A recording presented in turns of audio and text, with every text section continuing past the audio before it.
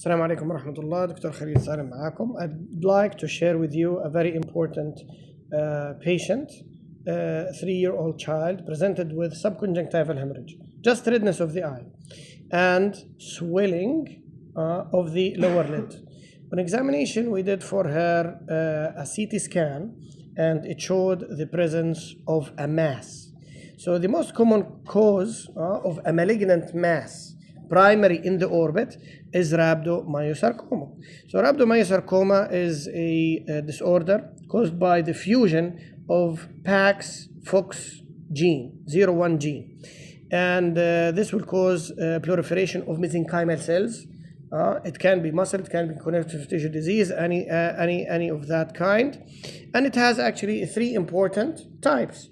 We have the embryonal type, alveolar type, and the mixed type, and the botryoid, which is a subgroup of the embryonal type. The embryonal type accounts for 70% of cases. Usually children are the most victims between the age of 3 and 11. And the clinical presentation comes as the presence of a swollen mass, and it is mistaken for presence of orbital cellulitis.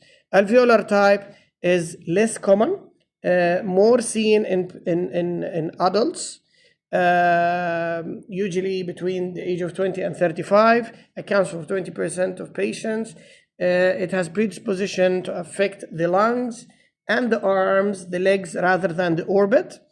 And finally, we have the mixed type, which is less than 10%, and the botryoid is around 1%. Treatment is by dissection, good dissection of the tumor so that it goes into the G0 phase, and then you start bombarding it with radiotherapy and chemotherapy. Thank you so much.